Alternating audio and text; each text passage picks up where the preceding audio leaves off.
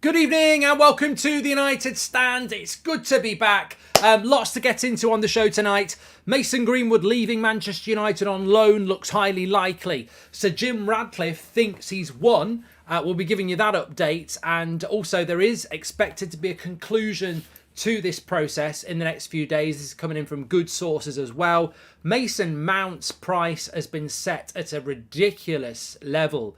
I mean, why is it always us? Also, Casido and Rice to Arsenal. What are we doing? Where are we in this game? Lots to get into on the show tonight, but I've got to say, it's just some fantastic... I mean, look, doing the little 10-minute pre-records are fine. I was in my hotel room a couple of times. I did the one this afternoon. But to be back live, you don't know how much I miss it. It's a different thing. And yeah, really, really, really great to be back. And I want a big shout out to the team who covered while I was away as well. Faz, Charlie, Adam, not Beth. It's her birthday. Happy birthday to Beth. She's away in, well, she's away. But yeah, great team and the people behind the screen as well. Lovely. Fantastic. And what a show it was in Dublin on Tuesday. And just as I said this afternoon, I'm going to be giving some memberships out a little bit later in the show, actually, because we are premiering our tour. Part 1, the first half of the tour show, will be going up in its entirety on the members section tomorrow. So I've been watching it back, and it's brilliant. It's really good. I'm not saying I'm brilliant. You can judge that yourself. But the audio and the camera, it's pretty good considering we didn't have all the equipment we needed. It's a really good show to watch back. I really enjoyed it. So if you're a member, you'll get to see that. Anyway, let's fly into the show. Great to be back and interactive. Make sure you smash a like and subscribe. But we're going to start off with Mike Keegan because he sort of gives off I don't know if you've seen this, but apparently there has been a bit of media coming out with Anthony abusing his girlfriend, says Jake. I saw it a couple of days ago, yeah. Good to see you back, Mark. I mean, with those sort of things, you've just got to wait and see what comes out, haven't you? I mean, funnily enough, and not. I mean, I use the term funnily enough in the sense of coincidentally, we're just about to start talking about Mason Greenwood, and we've been down that road there, and you know, ultimately didn't go to courts. So you draw your own conclusions from that. And the Anthony thing at the moment is just a story, isn't it? Good to see you back, Mark. Is anyone else getting so bored of the takeover? Says Daniel. That's why I want to lead on Greenwood and something else. Sean McGovern, welcome to the Members Club. And Sir Jim Glazer's crew is established with the UK reporters, whereas Qatar has no relationship. Of course, they leak what they leak, says Quinn. Well, you know what I said to you this morning on the show I did. I think we've been scammed. I fear we've been scammed as a fan base. I don't think the club was ever for sale. I think we were all part of a game that the Glazers were playing with Sir Jim, and I'm prepared to be proved wrong. But I don't think the club was ever for sale. I think it was all a big scam to play everybody, and while they could work away on a deal with Sir Jim. Anyway, look, this is from Mike Keegan. He has said we're going to start off talking about. We will talk about the sale because there's a couple of updates, but Mike Keegan has said the conclusion of Man United's takeover process is likely to happen in the next few days. But we're going to start off with the the Mason Greenwood story, which comes in from Mike Keegan as well. He says Manchester United are considering letting Mason Greenwood go. A loan is the biggest possibility next season. There is interest from clubs in Italy, Spain, and Turkey. United could still release Mason Greenwood should they find that he brought the club into disrepute. Loaning Greenwood out for a season would allow Manchester United to gauge the overall public opinion as well as evaluating his performance levels and mental health. So basically what's happening is that Mason Greenwood and Manchester United, their investigation into all of this is going to be concluded very, very soon. We spoke about this openly as a community. We were talking about it in Dublin the other night. Just Kevin, welcome to the Members Club. Thank you very much. And Supreet as well. So, yeah, look, Mason Greenwood, something has to happen. You can't keep sweeping it under the carpet. That's not fair on anybody. It's not fair on the people who don't want him at the club. It's not fair on the people who do want him at the club. It's not fair on the club. It's not fair on Ten Hag. It's not fair on the player themselves. So United have got to make a decision, and that decision's got to be made in the next few weeks because players will be back for pre-season tour in about 3 or 4 weeks. So they've got to make a decision on Mason Greenwood. The feeling is that the loan deal, we've even discussed it, we're not stupid. The feeling is that a loan deal will be what happens because it caters for all eventualities. It basically buys you time. That's what a loan deal does. It allows you to, look, if Manchester United let him go, then they lose him completely. And he's got 2 years left on his contract. It probably cost them 10 million. 10 million, you pay him to go and you don't get any transfer fee. So That's one thing they could do. They could loan him. He's on a 2-year contract. They could loan him. If he does okay, you could sell him next summer. So, and somebody be paying his wages. So, look, or you loan him, public opinion changes, and then he comes back. So, the obvious thing to do is loan him, because football's not about morals. We know footballs aren't about morals anyway. Football's about business, and the best business sense is to loan him off and buy yourself time and see what he does while he's on loan, and retain the value of the player. That's always what United were going to do. I think the hardest thing would have been to let him go, because you've got to pay him off and then he goes for nothing. The second hardest thing would have been to try and include him in the team from the start, which I think you'd get massive backlash from the media and rival fans and some United fans. The obvious choice, the 80%, 85%, 90% choice is to loan him. So I think it's the most logical thing to do. Good to see you back, Mark. Even if we only had 100 million to spend, I'd put it all to Rice, then sell Henderson, Fred, Alanga to make the 45 million for Kim Min-jae, then sell the other deadwood to bring in Højlund as well, says Nick. There we go. Half a century subscription. Don't watch you as much as I used to, but you helped me a lot back when I was a lonely teenager, so thanks for what you do, says Fearless Offend. Thank you very much for being a member, mate. Appreciate that. And I feel like the Mason Mount news is spin. Him and Højlund to be up top possibly next season. If we can't get Kane, can't see us buying anyone else, says David. I really don't understand why the club need another year to think about Mason's future, because it's been a long process already, says Oliver. And Johnny Reeves, welcome to the members club. I mean, look, we only did a poll the other day and it was 50% on loan or let him stay. So, it's 50-50 in this community. You've got to respect that. Mohammed says it's good to have you back. A loan is something, and I wouldn't mind Goretzka, but it is a gamble, says Mohammed. And Jason Day is a legend. He's just gifted 5 memberships. Remember, we will be showing you the tour on the members section tomorrow. The tour show. I think that with Mason Greenwood, I think the loan is probably the right thing to do. It would be a very big statement by the club to just kick him out. Very big statement to kick him out. And some people would agree with it, some people would respect it, some people would not be very happy about it. But if you send him on loan to Galatasaray or Sampdoria or whoever else, and he does well, then people will say we need him back. If he goes there and does okay, people will say cash in. I mean, I just think that's what's going to happen. I think you're basically kicking the ball down the road a bit, aren't you? You at the moment, United are can't think of the word. As an analogy, we are currently holding a grenade, and it's going to go off if we don't do something with it. We've got to throw it away. We've got to throw it away for a bit and then just see what happens. Throw it down the road, see what happens. Don't throw it at anybody. But you know what I mean? It's like, it's a hot potato, basically. We've got to move it on. And I think time will be an interesting thing. And the great thing is that, you get to see what the player's all about. You get to see what the reaction is. And in a year's time, I'll guarantee you now, there'll be bigger scandals, there'll be bigger stories than Mason Greenwood. At the moment, it's still pretty fresh, and the media will be all over it. I think in a year's time, I just think a loan deal for a year is the most logical thing to do. I really do. I'd be surprised if anyone didn't think that. Dan says, I'm glad you're back. Faz was an excellent replacement while you were in Dublin. Give him a raise, says Dan. Yeah, he did a great job. And Dublin show was fantastic. Mark, thanks for a great night full of laughs. Everyone loved it, even Table 10. If you know, you know, says Luke. Well, everyone's going to know about Table 10, aren't they? If you remember, you'll see that. Leanne, welcome to the Members Club. And hi, Mark. Thanks for everything you do. I miss you when you're gone. Did you ever think United Stand would be as big as it is today, says BK. No, I didn't. I think it's fantastic. And it's great what we've built. And you've built it. Ice Bucket Challenge on the Glazers. They like drama, says Just Football. So let's move on to the Glazers. So there's a couple of stories here. As we know, came in from Mike Keegan, saying that the conclusion of the takeover is likely to happen in the next few days.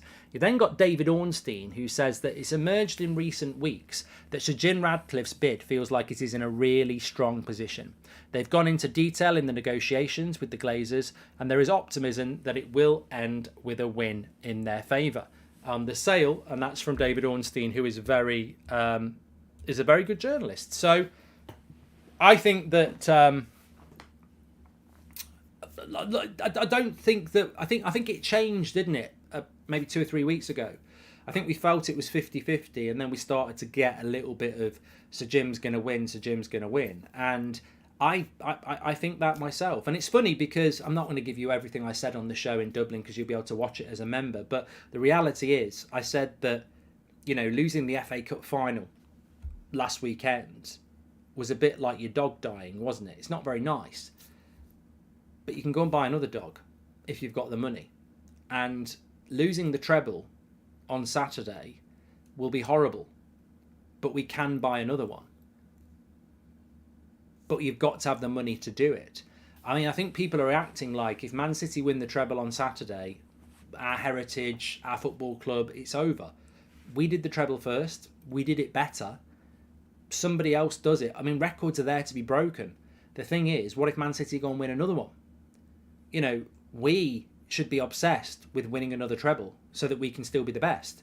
The problem is our record's going to get equalled and they're more likely to go and do it again.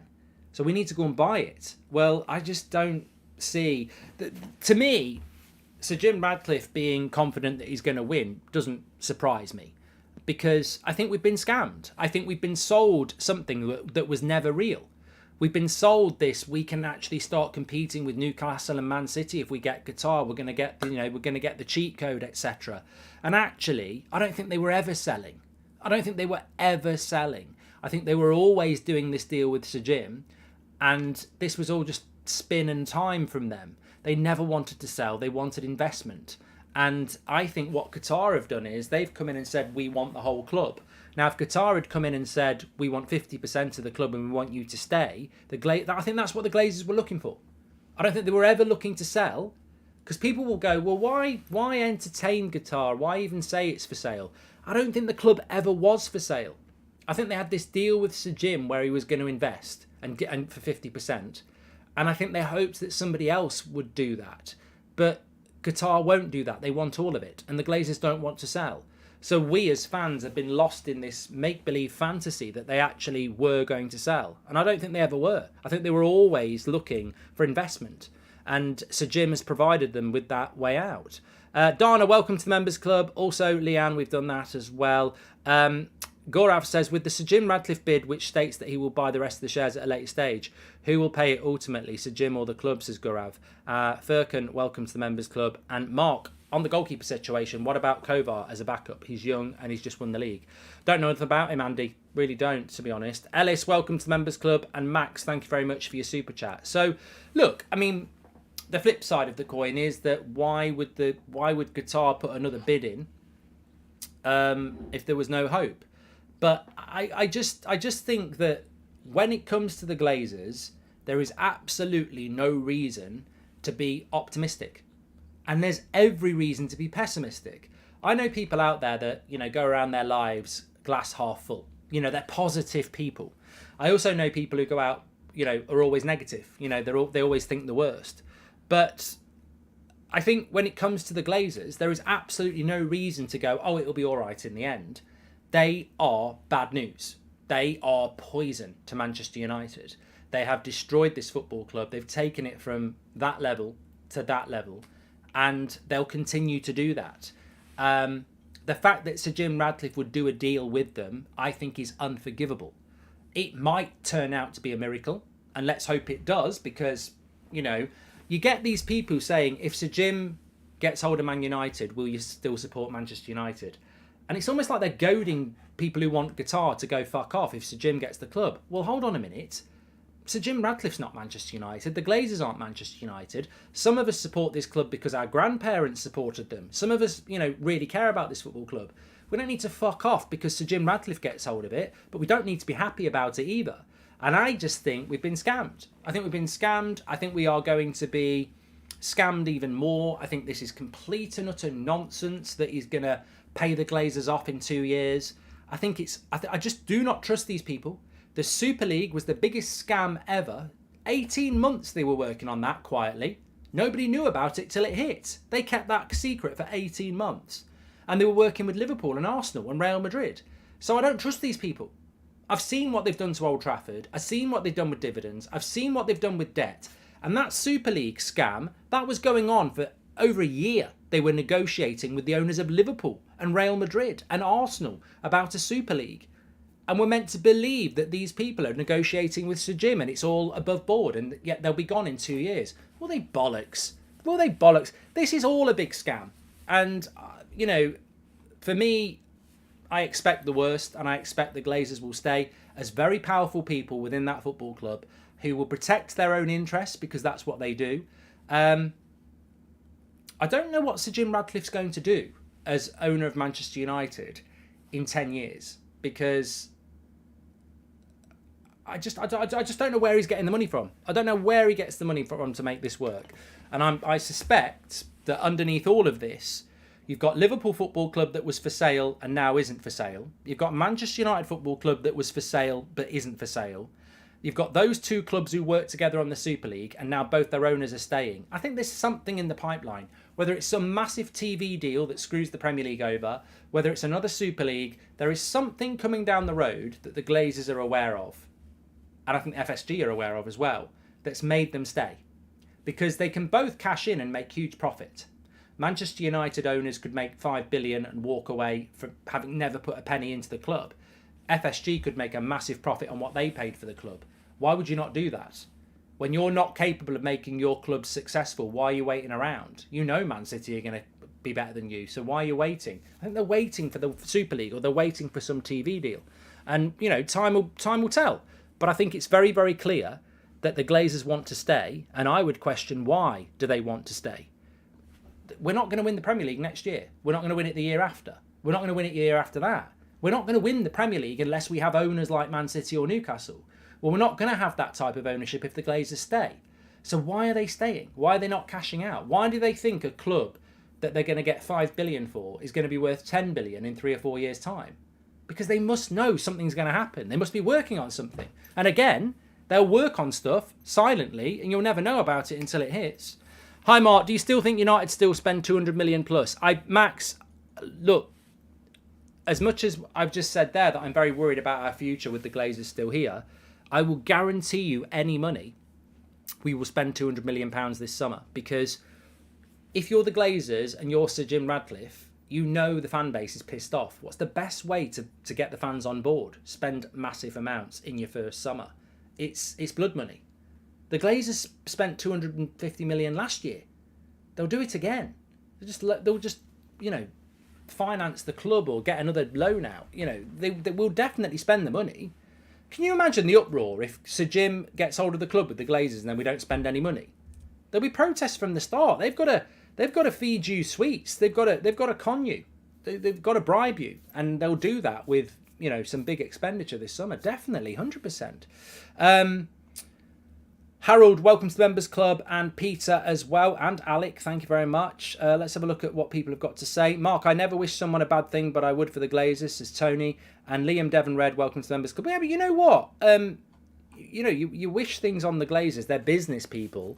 The Glazers, what did we say about the Elliott Group? When the Elliott Group were apparently going to invest to keep the Glazers, everyone went mad. Everybody went mad.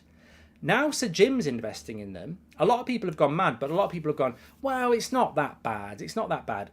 The only reason the Glazers are staying is because somebody is giving them a chance to stay. Well, in this case, it's Sir Jim Ratcliffe. He is giving them a chance to stay. Joseph says, will Sir Jim Ratcliffe even be alive in 10 years? I don't think he's that old, mate. I mean, he's 70, isn't he? So he should be all right in 10 years. But there's a lot of...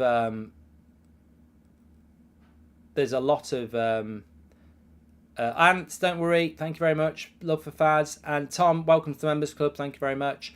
There's a lot of... look, I want to talk about other stuff, but even on a very basic level, the ownership model of Man United for the next couple of years will be Sir Jim with around 50%, the New York Stock Exchange with around 30%, and the Glazers with around 20%. So you've got 3 different factions there. So yeah, it'll be very interesting. But look, yeah, David Ornstein is saying that Jim Ratcliffe is very confident that he's going to win. My suspicion is that's what's going to happen. And then, yeah, you know what? Let's be completely honest here. We're all going to have different opinions. But when I hear that Sir Jim Ratcliffe's going to win, it makes me hurt in there. It hurts in there because that means the Glazers are staying. And forget about Sir Jim Radcliffe for a moment. For me, it was about a full sale and the Glazers out. And it's the same for a lot of people. A full sale and the Glazers out. Forget about trusting Sir Jim Radcliffe, because I don't. I don't trust anybody who's working with the Glazers. But forget about that for a minute. That annoys me. But the fact that they're going to still be here on the board of this football club, it's disgusting. It's disgusting that they will still be here with 20-something% of this football club. It makes my skin crawl that they will still be here next season and the season after and the season after and the season after. And we've lost. We've lost as a fan base because get Glazers out, full sale, they're not gone. And of course it's better than them owning all of the club, but they're still here on their terms. They're still here. They've not been forced out. They're still here. They're going to do a deal that suits them. They're still here. And we failed. And that hurts. Of course it hurts if that happens. Hi, Mark. Welcome back. Hope you're well. What do you think about signing Timber and Kim Min-jae and then moving Martinez to CDM? I think it's the worst idea I've ever heard, Polo, because Martinez is one of the best left centre backs in Europe. And Tony says, Mark, imagine the Qataris not getting the club. I just can't see it would be a failure for them. It's about honour, says Tony. Tell you what. If Al Thani doesn't get Manchester United, he's been played like a piano. Like, they've absolutely played him. I think they played the fans, but they've played him. They've played one of the, richest states in the world. They've played them like absolute idiots. They won't take that lying down. They won't take that lying down. Manchester United and the Glazers and Sir Jim will have antagonised one of the richest regions in the world and played them for 6 months publicly. Do you think they're going to take that well? That the whole world will know that they tried to buy Man United and they lost to Sir Jim and the Glazers? What do you think their reaction is going to be if they don't get Manchester United? Because I'm rubbing my hands if I'm West Ham or Spurs. I'm like, here we go. We're going to be the next superpower.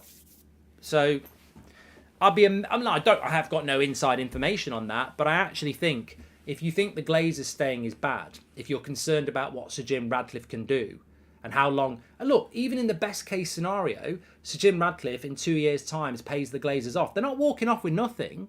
He's still got to find another couple of billion in 2 years' time to get rid of them. So he's still paying out. Could take Qatar 6 months to get hold of a Premier League club. 2 years' time, Sir Jim's still paying the Glazers off. 2 years' time, West Ham are in the Champions League. It's how quick things will happen if you've got an ownership model like Abu Dhabi, Qatar or Saudi Arabia, and how slow things are going to happen with Sir Jim. But it's fine. It's fine because the pro-Sir Jim crowd will get there in the end. Eventually, he will have all of the club. But if it takes him 3, 4, 5 years to get hold of all of the club, imagine what the next billionaire is going to do with 2 or 3 years, in 2 years. Look at what Saudi Arabia have done in less than 2 years with Newcastle. Relegation to Champions League football. It's going to take Sir Jim 2 to 5 years to get rid of the Glazers. And he's going to have to spend money to do it. Yeah, I can see what's going to happen. Why accept the rat with no control when they can just accept the Elliott Group and still have control? Glazers out, Qatar in, says Ted. And I saw a petition for full sale only going around. Could that help in any way, says Emmanuel. And full sale or the fight must go on. We have to remove the Glazers from our club, says Cathal. Hope you enjoyed Dublin, Mark. Who do you think our first signing will be, says Luke. Well, you've moved it on lovely. And if we sign a centre-back, Gvardiol from Atletico is the best in my book. He looks like he could become our modern Vidic. Really want Højlund for striker too, says Red Devil Ronnie. And Mark, do you think if Qatar don't get the club, they will take all our transfer targets to the club they go after us, says Naman?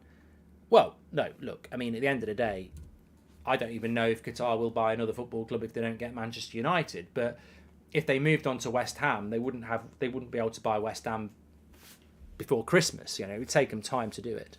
So they wouldn't be taking our transfer targets. Brandon says, not surprised to hear the loan news about Mason to Italy. Did you see the sexist joke the Italian Sky One F1 commentators made on air at the Spanish GP? It's not the first time either. Morals seem to be more relaxed over there, says Brandon. Well, look, we're not going to be xenophobic or anything like that here, but obviously there are different attitudes in different areas of the world. I mean, look at the way Vinicius Junior has been treated recently in Spain. There's different attitudes to different things out there, but ultimately I think on a very sensible level, if you are going to keep Mason Greenwood and you are going to send him on loan, if you send him to a different country, then they're not going to have the same opinions of what we've got in this country, because it happened in this country, didn't it? So, going to that question about who I think the first who I think the first signing for United is going to be. Well, David Ornstein said this: Chelsea expect 70 million plus a further 10 million in add-ons for Mason Mount. Manchester United want to compromise with around 55 million. I mean, look, I know this show's got a lot of emotion in it. That's the way it can be at times. But I look at the Liverpool deal for Alexis McAllister, and it's 35 million.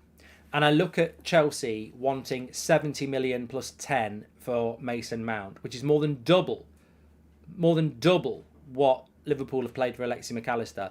Is Mason Mount double the player Alexis McAllister is? No. Is Mason Mount better than Alexis McAllister? You could argue no. So what the hell are Manchester United doing again, getting themselves into a complete and utter mess with a football club that is going to humiliate you? If you pay 70 million plus 10 for Mason Mount, you are setting yourself up with zero sympathy for another Harry Maguire. You are setting yourself up for another Anthony. And it's not Maguire's fault, and it's not Anthony's fault, and it won't be Mount's fault. You are buying a player for stupid money who will always be associated with an overinflated price, and it will undermine that player's future at this football club. You cannot spend 70 million plus 10 on a player like Mason Mount, who's got 1 year left on his deal and wants to leave. You walk away. I said this on Monday. You walk away. The world is full of footballers. If you have a good scouting network, there is a Mason Mount in Europe from a lesser league for a lot less money. More of a risk, but it's less money. And you walk away. You save face and you get out. You do not pay 70 million plus 10 for Mason Mount. It ain't worth it. No way.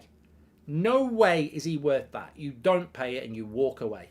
You do deals like what Liverpool are doing. We need quantity this summer. We don't need what Man City do. They've got a great team. You just buy one player for expensive money. We've got to buy well, and we've got to get quantity in. I would say this, if we go even above 55 million, and I don't want no fucking add-ons, 55 million, done. Or I'm walking away. He's got 1 year left on his deal. Wake up and smell the coffee, Chelsea. He's got 1 year left on his deal. He can have 55 million and that's it. There's no fucking 10 million add-ons or anything like that. It's 55 million max. Or you walk away. That's what you do. But, you know, it worries me when somebody of the quality of David Ornstein is saying that Chelsea wants 70 plus 10, because I'm like, we're miles off what a good deal is there. And the thing is, United, you know this as well, you are going to get embarrassed because Liverpool have already set the bar very low at 35 million for a World Cup winner who's had a brilliant season. Mason Mount's not even had a good season. I like Mason Mount, and I think we should get him because Ten Hag wants him. But Liverpool have paid 35 million for a World Cup winning midfielder who's just had a bloody good season. We're going to pay, 60, 70 plus add-ons for a player that's got 1 year left on his deal and has had a crap season. It don't make no sense to me. If the Rat wins, where does a new stadium come from, says Barrel? Debt. And any chance we could be cheeky and use a Mason loan for a year included as a sweetener for one of our transfer targets in Italy, says Glennie. And as a Chelsea fan, I would love 70 million for Mount. Absolutely love Mount. But as soon as it got tough for him, he called it quits, says Jake. And Black Wolf says, Mark, as the sale goes, it was a ruse, a ploy, a plot, a plan, a charade, a conspiracy, a sham. We've been conned, hoodwinked, bamboozled, flim-flammed, had the wool pulled over our eyes, even. Exactly. I think you're absolutely spot on there. Great comment there. So yeah, look, when it comes to Mason Mount, I think that we've had a few people talking about the deal being around 70 million. But you know what? The thing is, there's a really good point to be raised here about Chelsea. Mason Mount wants to leave, United want to buy him, but Chelsea don't have to sell him. And they're selling to a rival as well. They don't have to do it. They don't have to give us the money. And ultimately, I mean, Ten Hag's not perfect. You know I love Ten Hag, but there has to be a weakness. And it feels to me like this Mason Mount deal is a little bit naive. You could say a lot naive, and I'll explain why. Mason Mount wants to join United. Ten Hag wants to buy him. It's May. Oh, this looks like it's a quick deal that we can do. What a scoop. 8th of June, Chelsea want ridiculous money. What's going to happen? Could go on for ages now. Did no one at United think, you know what, this has got the potential to be a really dangerous deal, Eric? I want him, he wants to come to us. No, it's a bloody nightmare of a deal to do, Eric. Is there an alternative in Europe? Because this is a nightmare. Why? Because Chelsea want to be in the top 4.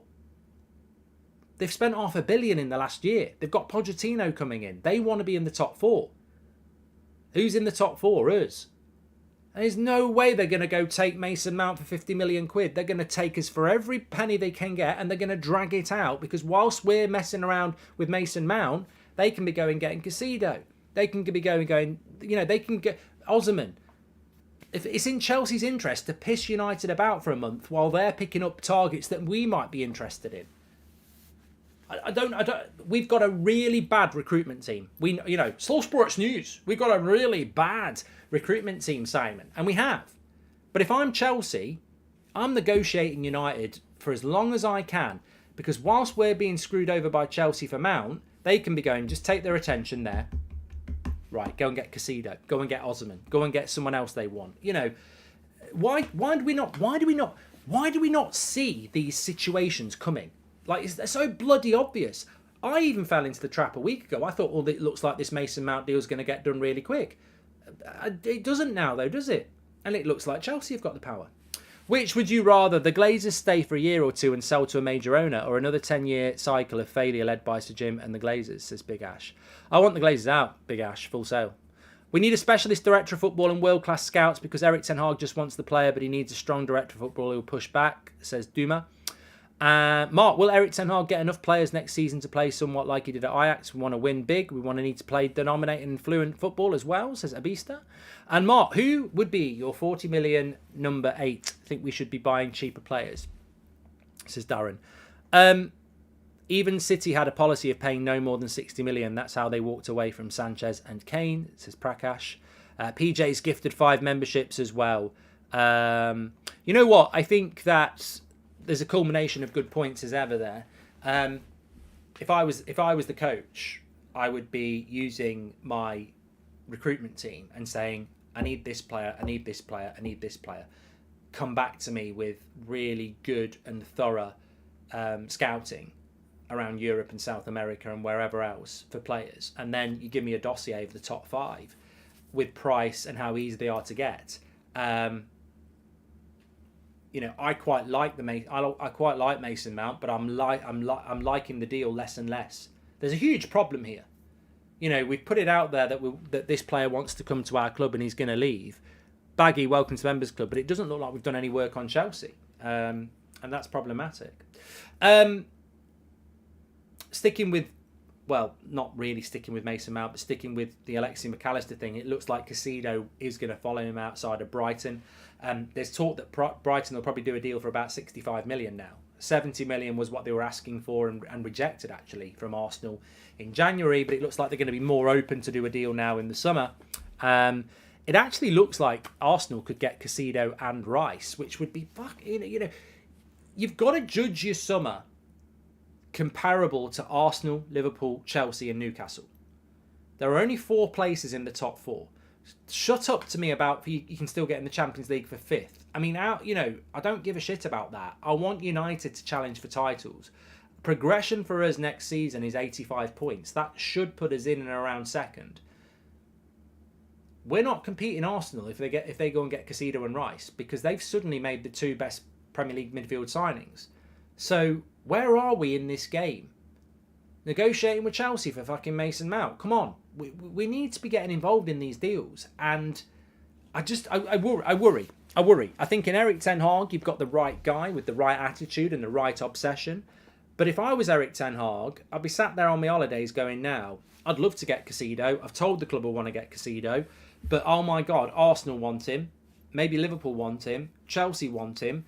I've got the worst negotiators out of all 4 of those clubs. What am I going to end up with? I'm going to end up giving Rabiot 300 grand a week, aren't I? That's what's going to happen to me. But you have to, probably for the first time in years, you've got to be looking at what Arsenal are doing. You've got to be looking at what Liverpool are doing and Chelsea are doing and Newcastle are doing, because they're going to be the direct competitors next season for us. And I think you look at that Liverpool-Alexis McAllister deal and you go, well, they're a better team straight away. Like, Liverpool have still got Salah, they've still got Jota, they've still got Diaz, they've still got Nunez, they've still got Gakpo. They're still going to have Alisson in goal. They're still going to have Trent, Robertson, Van Dijk, Kanate. Their midfield's crap, but they've added Alexis McAllister in. They had a couple more in, and suddenly Liverpool are having a good summer. Arsenal, look, they nearly won a title.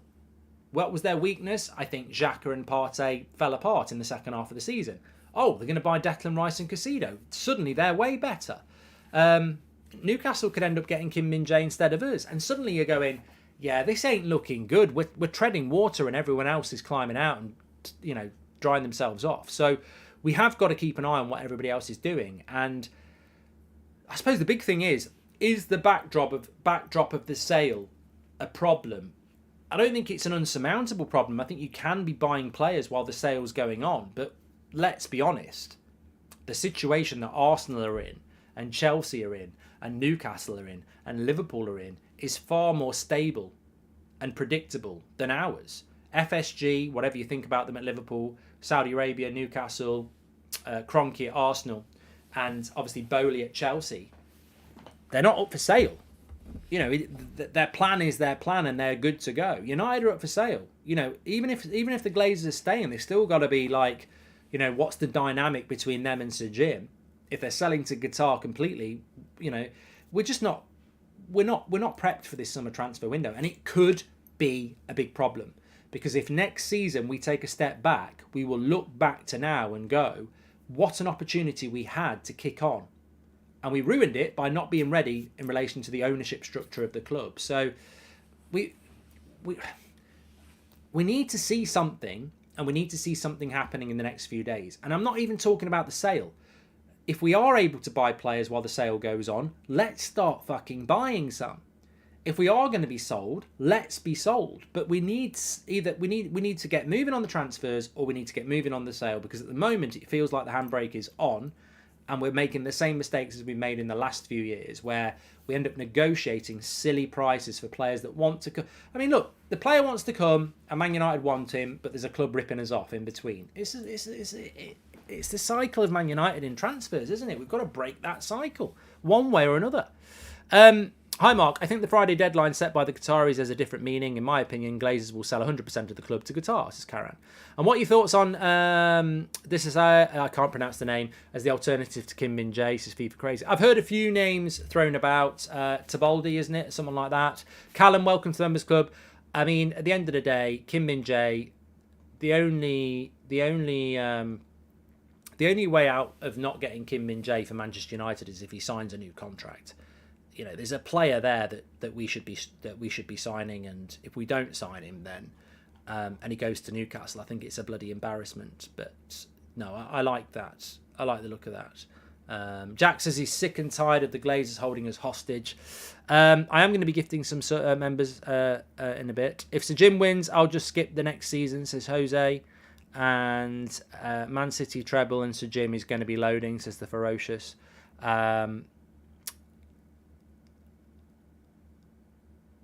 Matt says that Axel Disasi is overrated. Look, the reality is the best centre-back available this summer is Kim Min-jae. The best striker available is Harry Kane. The best midfielders available are Caicedo in this league and Declan Rice. How many of those are Man United going to get? How many of them are going to go to rivals? They're the questions you've got to answer. So, yeah. Oh, I'm getting called a legend in the chat. Thank you very much.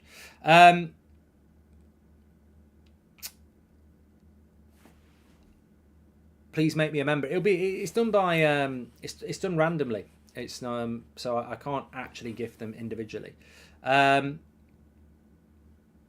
What's this here? The Mirror are saying that Sir Jim Ratcliffe is on the brink of being successful with his strategy of buying Manchester United, with a deal likely to be clinched this month. So you're getting more and more sort of stories on that. Arsenal open dialogue with West Ham regards to the sale. Arsenal plotting third bid for Moises Caicedo. Yeah, look, I did a video on That's Football about Declan Rice this afternoon, which you can watch, but they are favourites to sign Declan Rice, and they are still in for Caicedo as well. I mean, look, you can say what you like about... You know what?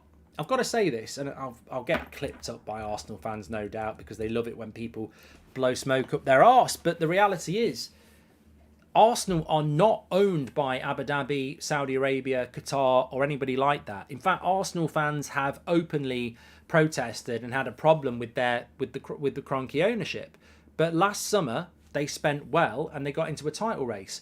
This summer, in January, they tried to spend money, and this summer they're going to spend money. So Arsenal do not have the wealth of some other clubs, but they are spending money, and they're going to spend money, and they're going to go again. And if Arsenal only buy Rice and Caicedo this summer, I think it's a stunningly good summer transfer window for them. I'm sure they'll buy other players as well, but that's an amazingly good summer transfer window for them to go and get Caicedo and Rice right in the heart of your team. I just think that, look, you never know how signings are going to work, but that would be fantastic business. And that's two players of which we would be ecstatic with one. So your rival goes and gets two players in a position where you need one, and they get two. It's But the short answer on Declan Rice is this: Declan Rice would come to Manchester United, and Manchester United like Declan Rice. The reason we can't get him is because of the sale. We haven't got the money. We've got a little bit of money at the moment. You know, we've probably got somewhere between 100 and 200 million. But if you're negotiating for Mount, that's 50 to 70. You need a striker. You know, that's somewhere between 50 and 80. Well, straight away, that leaves you with about 50. That's not enough for Rice. So we haven't got enough for Rice until we know what's happening with the sale, or we know what's happening with sales of players. Arsenal have got the cash right there. There you go. So we would like Rice, but we can't do it. And we can't do Caicedo either for the same reason. We haven't got the money to go and get Rice or Caicedo because our money's locked up in Mount and a striker at the moment, and we don't know what the rest of the budget will be. It's going to undermine us. I think we'll end up with Rabiot because he's free, and we'll just give him stupid wages. We usually have positive news after days of darkness and sadness. I'm just hoping for something amazing tomorrow. Sunshine, Gary Neville, says Mario. Mark, I don't understand why Qatar don't just bid 7 billion and get it done. Surely the Glazers have told them what it would take, says Ben. And Eric Ten Hag will walk away after next season if he isn't backed by management. Who would blame him, says David Taylor. I think that there's something I would come back to there. There's obviously the talk of this deadline from Qatar, and I think there's many ways of reading into that. You could say, well, the fact that they've put another bid in means that the Glazers must be open to another bid. But on the other hand, you could say that the deadline is for them to save face and say, look, you've messed us around enough. There's our final offer, take it or leave it, and they don't play it. But you can't demand that a region that is known for its business acumen overpays for something they're already overpaying for. You know, I don't know why Sir Jim has valued the club at 5.5 billion and given them. You know, I just think that's desperation. I don't think that's good. I don't think that's good business sense. I think it's a vanity project from Sir Jim. I think that the Glazers, Qatar, have tried to buy the club for a reasonable price, a fair price, and then they've had to go above and beyond that because Sir Jim has set this stupid valuation. As I say, I think this is a scam. I think the Glazers and Sir Jim have been working on this for a while, and I think Sir Jim has enabled the Glazers to set a price, a ridiculous price, that if they sell, they'd have to go for 6, which we're not worth. So remember, Sir Jim Ratcliffe's not paying 5.5 billion for the club anyway. He's paying about 2.5 billion because he's only buying half of it now. In fact, he might even buy half of it now. So it's all a manipulative way of valuing the club when actually you're not going to buy all the club. And no one wants to get lost in the weeds of that. But there's no reason Qatar should give 6 billion to the Glazers when it's not worth that. Why should they do that? In some ways, it suggests that they're decent business people because they know that they won't be held to ransom. But we will be the losers if we end up staying with the Glazers. Do I think tomorrow we'll get any movement? Friday night has always been the night for news anyway. I think what we will get tomorrow night is whether there is a deadline or not. How is it that United is the team that needs the most improvement to the top four but has done the least of any of them to get new players? So Stephen. And why would Rice and other players go to Arsenal when we have better pulling power and we are better in Europe than Arsenal, says Darren. Says who? Says who? Arsenal nearly won a league this year. We didn't. Arsenal will start next season with a better chance of winning the league than us based on last season's form. And why would you not go to Arsenal? I don't necessarily agree with that. Hi, Mark. Great show. Can Manchester United enter the South American market because there are better options? Your thoughts on Kudos from Ajax? I mean, he's a good player. Rizik, I don't think we're in for him. I mean, a lot of things can happen. The more targets you miss, the more you move down, the more desperate you become. So, you know, that could happen. But, yeah, it's, you know, it'll be interesting to see what happens across the summer. I mean, you know, it's that old roller coaster of emotions, as it always is, as to what we're going to do. But I'll go back to what I said there. I think a week ago, it looked like we were going to move quite quickly on things. Now it looks like we are slowing down about things at the moment. But I'm just reading there that Real Madrid don't want Harry Kane anymore. A little bit about David Raya. Tottenham and Man United reluctant to pay £40 million for him. I'd be reluctant to pay £40 million for David Raya. Have you seen how many times he gets beaten from outside his box? I mean, look, if you're going to pay £40 million for David Raya, just find another 20 and go for Costa. I think we'd all agree with that. So, yeah, I wouldn't be happy paying that sort of money for him either. Not at all. Not at all.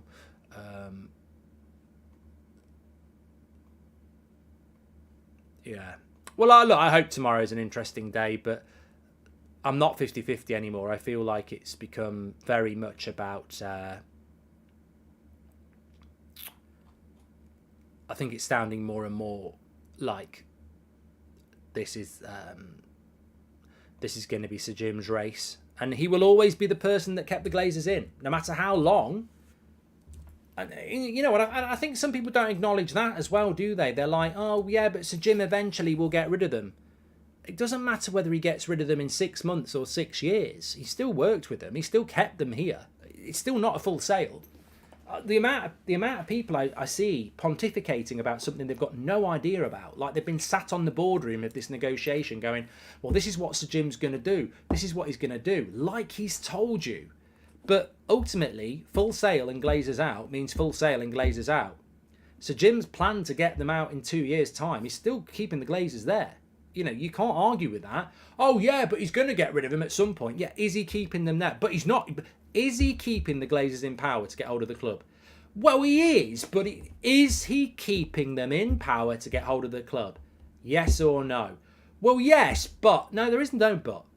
Yes, he is. And that can't be disputed. That cannot be disputed by anybody. His plan to remove them in the future is a plan. It's not happened. We deal with facts.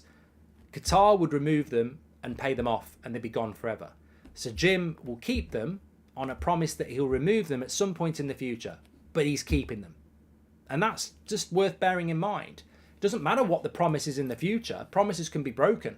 Promises can be fake. Promises can be lies. Facts are facts. If Sir Jim wins, will the Glazers still be here next year? Yes. Did he remove them? No. But he will do. No. Did he? No. We don't know what he's going to do. What we do know is what is happening. And if he gets the club, the Glazers are still there. That's not what we wanted. When Jim comes in and United gets 10th, I hope Ten Hag walks to Wrexham and deals with a couple of owners who love their club. He doesn't deserve this. It's Patrick.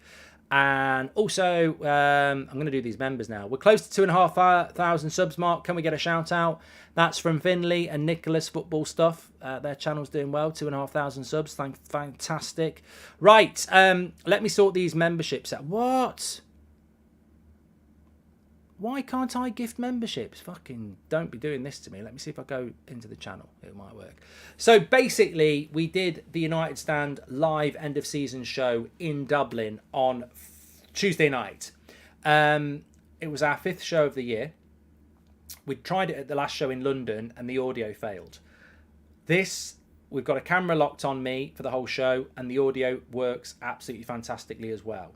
So we will be able to give the members tomorrow. We'll be uploading part 1 because it's a 2-hour show. You come to United Stand Tour show, 2-hour show with a half time. It's a bloody good thing. So what we're going to do is we are going to there we go. Why? Here we go. Here we go. Membership gifting. So what we're going to do is we're going to be uploading the first hour of the show tomorrow on the members section, and I'm going to give some memberships now. So I'm going to give 20 memberships right now. So the members section tomorrow, you'll get to watch the first half of this tour show. You'll see what it was like. You'll see the crowd. You'll see how it was performed and everything. And as a little bit of a kickstart to that, because we'll be premiering that tomorrow, I'm going to give 20 memberships now. And 20 of you will get it. There you go. 20 of you have been announced. So if you are a member, get ready for it tomorrow. It's really good. I really enjoyed watching it back this afternoon. I've hardly had to edit any of it. There's only one joke I've had to edit out, which isn't bad for me on a live show. So I think you'll really enjoy that tomorrow when it comes out. So yeah, 20 memberships have been gifted there. And don't forget, if you are a member, you'll be able to watch that tomorrow. United Stand on Tour show. Brilliant. Right, I'm going to shoot off. Thank you, everybody, for watching tonight. You're legends. It's great to be back live with you all. I think I'm back tomorrow at 10 o'clock. And obviously, I'll be back at 8 o'clock tomorrow night. And everything that's in between. But thank you very much. It always seems like a long time. Even though I was only away for a couple of days, it does, I miss it. It's like a positive drug to me, doing the live content. So I've really missed it. And thanks everyone for watching, and I'll see you tomorrow. Take care, stay safe. I'll speak to you all soon.